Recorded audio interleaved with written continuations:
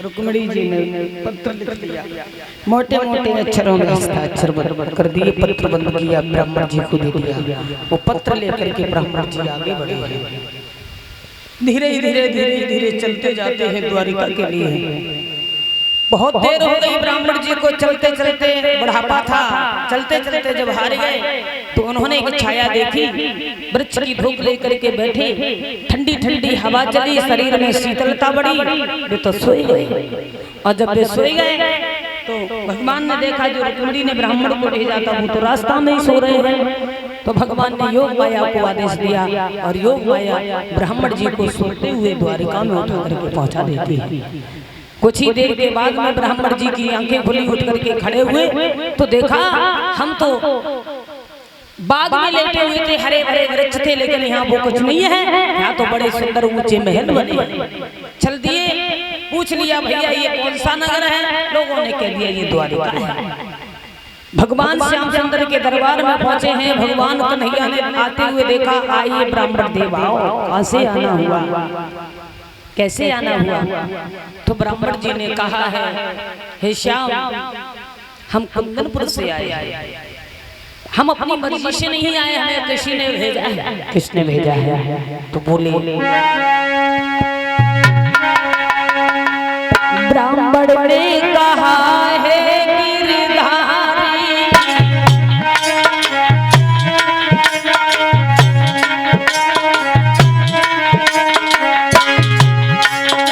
ब्राह्मण ने कहा है गिरधारी, हम कुंदनपुर से आए हैं, रुक्मिणी तुम्हारी दासी है, रुक्मिणी तुम्हारी दासी है, उसका संदेश आए हैं।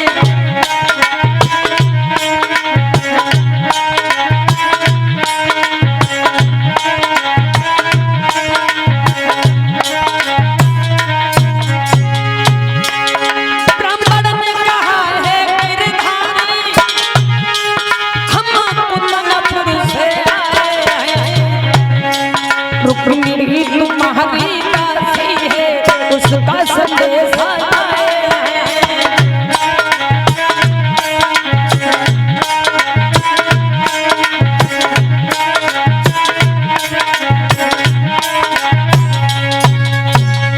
जवाब दिया है, रुक्मिणी का प्रेम पत्र लाए, लीजिए।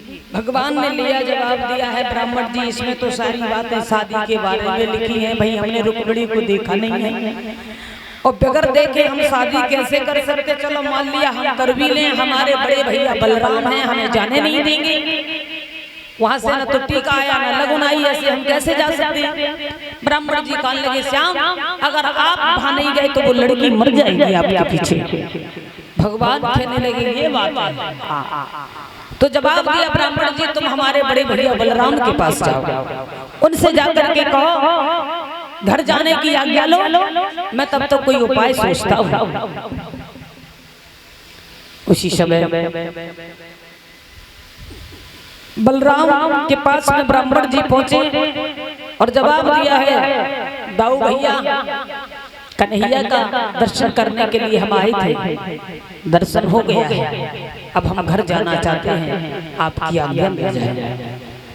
बलराम जी कहने लगे, ब्राह्मण जी बड़ी जल्दी चले गए, आए तो 2-4 दिन हम लोगों के बीच में रुको रहो, अच्छा लगेगा, थोड़ा टाइम दो, तुम तो बड़ी जल्दी चले गए। ब्राह्मण जी कहने लगे, क्षमा करना दाऊ भैया, घर में हमारे बीवी बच्चे हैं, खाने के लिए इंतजाम करके नहीं आए हैं, इसलिए हमें जाना होगा, आज्ञा दीजिए। बोले हैं ब्राह्मण जी,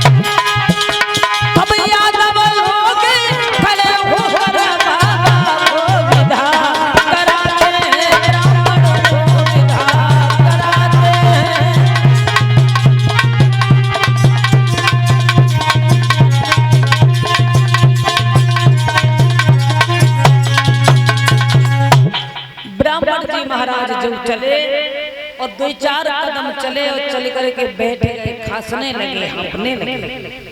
बलराम पूछने लगे क्या हो गया है ब्राह्मण जी, कैसे आप बैठे हैं? तब तक बलराम बीच में बोलने लगी भैया दोस्त उनका नहीं है, बुढ़ापा है, सांस की मर्ज है भैया।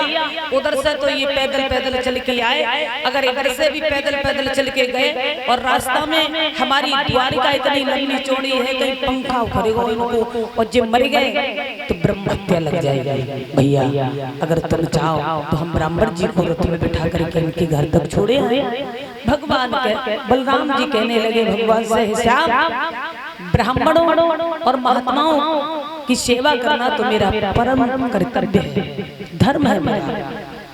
तुम ऐसा करो, इन्हें रथ में बिठाओ, इनके घर तक पहुंचा दो। तो भगवान श्याम सुंदर ने ब्राह्मण जी को रथ में बिठा लिया और ले करके चल दिए। धीरे धीरे धीरे धीरे भगवान आगे बढ़े। अब भगवान ने सोचा अगर इस तरीका से रथ ले जाएंगे तो देर लग जाएगी, समय ज्यादा हो जाएगा। कब पंडित जी तुम थोड़ी देर अपनी आंखें बंद कर लो। ब्राह्मण जी ने आंखें बंद करी, भगवान ने रथ से इशारा कर दिया, रथ आकाश में उड़ने लगा। और रथ जब आकाश में उड़ने लगा है, ब्राह्मण जी घबराने लगे, कहीं ऊपर से नीचे गिर गया तो हमारी चटनी बन जाएगी, हमारे बीवी बच्चे हमारे पीछे रो रो करके मर जाएंगे। बोले श्याम हमें तुम्हारे रथ में बैठना नहीं, हमें नीचे उतार दो, हम उधर से चले आए तो हम इधर से भी चले जाएंगे। भगवान कहने लगे ब्राह्मण जी मरने के लिए बहुत डरते हो, बैठे रहो, मरोगे नहीं। थोड़ी ही देर में भगवान श्याम सुंदर ने रथ द्वारिका में पहुंचाया, इशारा दिया, रथ को नीचे उतार दिया। जब रथ नीचे उतार लिया, ये 100 रुपए का पुरस्कार श्रीमान गोविंद भैया जी की तरफ से हमारे पास में आ रहा है। 100 रुपए का पुरस्कार गोविंद भैया जी की तरफ से 20-20 रुपए हमारे भाइयों के लिए मैं भगवान से कामना करती हूँ, भगवान में शब्द प्रदान करें, धन दौलत से भंडार भरे रहे, समाज में सम्मान मिलता रहे, धर्म के लिए हाथ उनके यूं ही आगे बढ़ते रहे। भक्तों ब्राह्मण जी जब चले हैं तो भगवान ने देखा है शिषपाल की चारों ओर फौज ही फौज खड़ी है।